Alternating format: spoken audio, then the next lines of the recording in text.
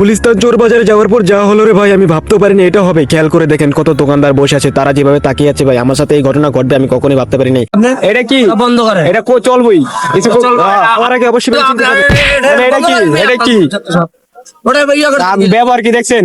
ব্যবহার না যাওয়ার আগে সতর্ক হন, যে কি করবেন কিভাবে কি করবেন সবই জানতে পারবেন। এই যে দেখেন ভাই মানুষজন কিভাবে তাকিয়ে আছে, এগুলা মানুষজন না অন্য কিছু ভাই। এই চোর বাজারে বিভিন্ন রকমের মানুষ আছে।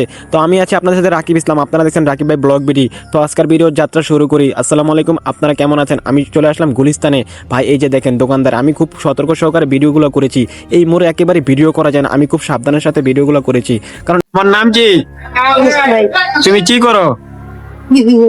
ব্যবসা করতে চাও? ব্যবসা না মানে এইখানে তোমার এইখানে যাওয়ার পর ওই ধরনের ছোট মানুষগুলো আপনাদের আশেপাশ দিয়ে ঘুরে বেড়াবে ভাই। এখানে যেমন অনেক জিনিসপত্র পাওয়া যায়, সেখানে কিন্তু অনেক মানুষ এইখানে এসে ঠকে যায়। কারণ এইখানে যতগুলো জিনিস দেখতে পারবেন সবগুলোর মধ্যে কোনো না কোনো ভেজালও থাকতে পারে, আবার ভালো জিনিসও থাকতে পারে।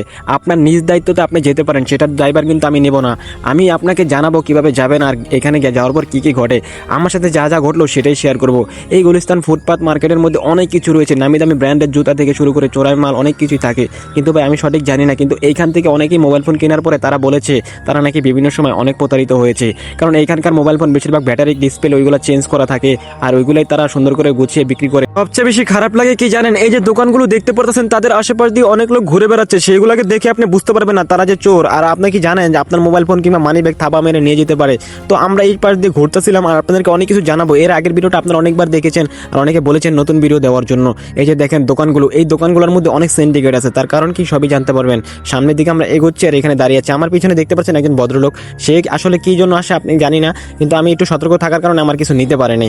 এই পাশ দিয়ে আমরা চলে আসলাম, ওই পাশ দিয়ে ঘুরতেছি, আশেপাশে দেখতেছি। ভাই ভিডিওটার মধ্যে আপনাদেরকে আমি এমন কিছু শেয়ার করব সেটা হয়তো আপনারা আগের ভিডিওতে জানতে পারেন নাই। এই ভিডিওটার মধ্যে অনেক কিছু আপনাদেরকে জানাবো, কারণ আপনারা অনেকেই যাবেন আর যাওয়ার পরে আপনারা এই ভুলগুলো কখনোই করবেন না। ওই জায়গায় যাওয়ার পর দেখতে পারবেন আশেপাশে অনেক দোকানদারগুলো আপনার সাথে অনেক কম দামে কিছু বিক্রি করবে, আর তাদের অনেক লোকজন থাকে। আপনাকে এসে আগে ধাক্কা মারবে, ধাক্কা খাওয়ার পরে আপনাকে বলবে যে আপনি কোথা থেকে এসেছেন। দেখবেন আপনি যখন কিছু কিনবেন সেখানে অনেক দোকানদার আপনার সাথে প্রথম ভালো ব্যবহার করবে, যখন দামাদামি করবেন দাম কম বলবেন কিংবা তাদের মন মতন হবে না, তখন তারা এরকম ব্যবহার করবে, মনে হবে কি জানেন আপনাকে তারা কিভাবে জানি কি করে ফেলবে আপনি নিজেই বুঝতে পারবেন না। আপনারা খেয়াল করলে দেখতে পারবেন এইখানে কতগুলো দোকানদার আছে। আমি ভাই খুব সতর্ক সহকারে ভিডিওটা করেছি শুধু আপনাদের জন্য। আমার অনেক ভাইরা সেখানে যাওয়ার পরে তারা অনেক জায়গায় গিয়ে লস খেয়ে যান, টাকা পয়সা হারিয়ে ফেলেন। আমি মনে করি ভাই আপনি গেলে আপনার পকেট, মোবাইল, মানি ব্যাগ সব কিছু সাবধানে রাখবেন, আর যদি লগে কেউ থাকে তাকেও দেখে শুনে রাখবেন। কারণ এই জায়গাটা এত বড়, এখানে যদি কেউ হারিয়ে যায় তাকে খুঁজে পাওয়াটা অনেক কষ্টকর। কারণ এই জায়গাটা আপনার খেয়াল করে দেখতে পারবেন প্রচুর মানুষের চলাচল।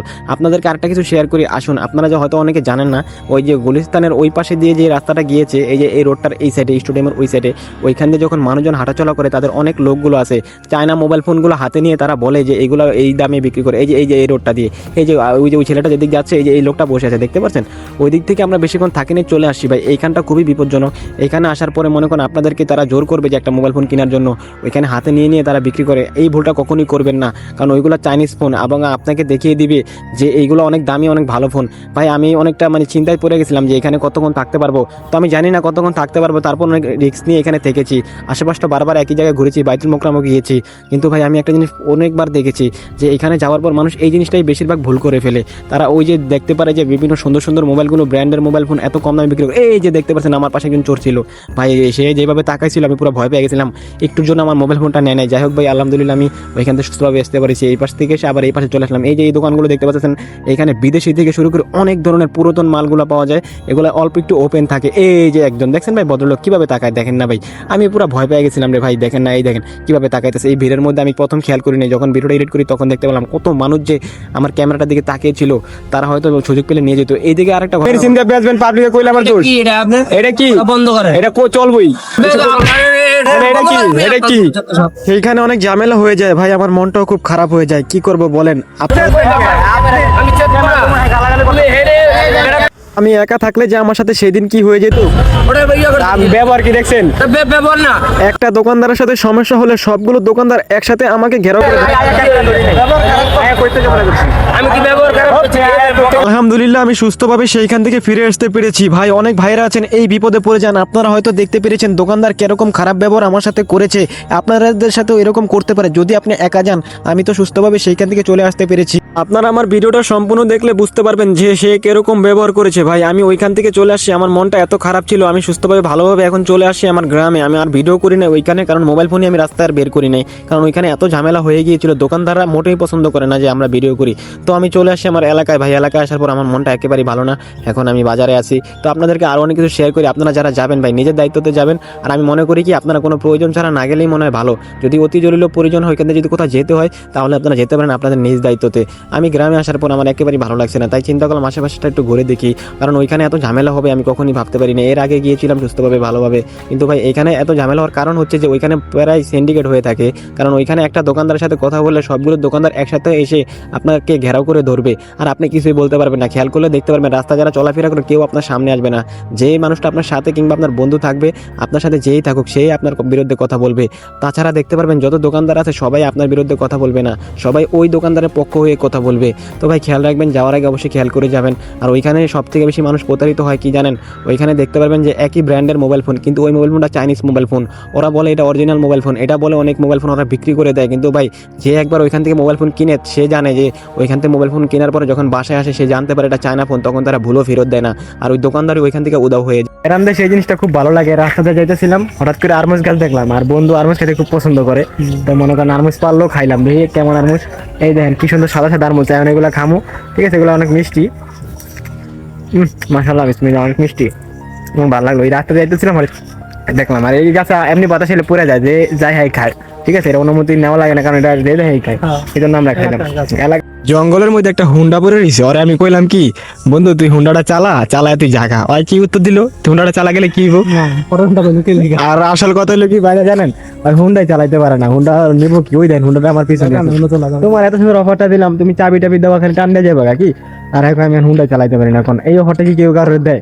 মানে দুজন ঘুরতে পারিছিলাম, মানে এখন মাত্র দেখলাম জঙ্গলের মধ্যে দেন কত নিরিবিলি কেউ নেই আশেপাশে, আর বললাম তাহলে হুন্ডাটা আছে লয়ে যাও।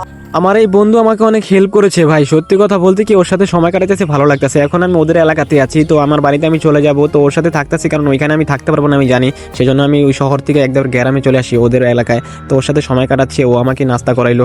তো ভাই বিশ্বাস করবেন কয়েকদিন যাবত আমার মনটা একবার ভালো লাগতেছে না, কারণ আমি ওইখান থেকে আসার পর কোনো ভিডিও করতে পারতেছি না, আর মনটাও ভালো লাগতেছে না, তাই ওর সাথে সময় কাটালাম, বাজার ছিলাম ওর সাথে অনেকক্ষণ ছিলাম, তো ওকে এখন বিদায় দিতে হবে, তো আমি আমার নিজ বাড়িতে চলে আসি। গ্রামে আসার পর মনটা একেবারেই ভালো লাগছে না, গ্রামে থাকে না তো কারেন্ট, আর যেই ঝড় বৃষ্টি শুরু হয়েছে থাকতেছে না তেমন ইন্টারনেট, আর আমার মনে একটাই চিন্তা ভাই আমি আবার কবে যাব সেই গুলিস্তানে যে আমি আবার ভিডিও করবো আপনাদের সাথে আবার শেয়ার করবো। তো চ্যানেলটা সাবস্ক্রাইব করার অনুরোধ করছি ভাই, কারণ আপনারা আবার জানতে পারবেন আমি আবার গুলিস্তানে যাব। এবার যেহেতু আমি দেখতে পেলেন কতটা সমস্যা পড়েছি, তো আপনারা যেন এই সমস্যাগুলো না পড়েন সেটাই আমি আপনাদেরকে দেখাচ্ছি। তো আমার মনটা ভালো লাগছে না, তাই আমি আশেপাশে দিয়ে ঘুরতেছি, আর আমার বাড়িতে আসার পর আমার একেবারে ভালো লাগছে না, আমি আবার কবে গুলিস্তান যাবো সেটাই চিন্তা করতেছি। গুলিস্তান যাওয়ার আগে আমার মতন ভুল করবেন না, কারণ ওইখানে যাওয়ার পর আপনি কিছু হাত দিবেন না, হাত দিলেও সেটা আপনার দামাদামি করবেন না, আর দামাদামি করলে ভাই ওই যে দেখতে পাচ্ছেন না তারা কিরকম ব্যবহার করেছে, আপনারা তো ভিডিওর মধ্যেই দেখতে পারলেন, তো এরকম ব্যাপার আপনার সাথেও করতে পারে। সেই জন্য বলি ভিডিওটা সম্পূর্ণ দেখলে আপনার একজনের সাথে শেয়ার করবেন, যদি কেউ গুলিস্তান যেতে চায় তার জন্য এই ভিডিওটা অনেকটা কাজে লাগবে।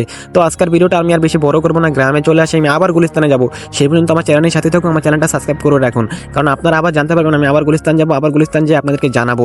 আর আপনারা গুলিস্তান যাওয়ার আগে ভাই এটা ভেবেচিন্তে যাবেন, কারণ ওইখানে যাওয়ার পরে আপনি দেখবেন এরকম ঘটনা আপনার সাথে হতে পারে। তো প্রিয় ভাইরা সবাই ভালো থাকেন, আমার ভিডিওটা অনেক বড় হয়ে গেছে, আর এই ভিডিওর মধ্যে আপনারা কি কি জানতে পারেন, কোন জায়গায় সমস্যা ছিল, আর আপনারা কে কে গিয়েছেন তারাও কিন্তু বলতে পারেন, কারণ আপনারা বললে আমিও জানতে পারবো যে আপনারা যাওয়ার পর আপনার সাথে হয়তো এরকম হয়েছে। তো আল্লাহ সবাই ভালো থাকেন, আসসালামু আলাইকুম, আর চ্যানেলটা সাবস্ক্রাইব করার অনুরোধ করছি।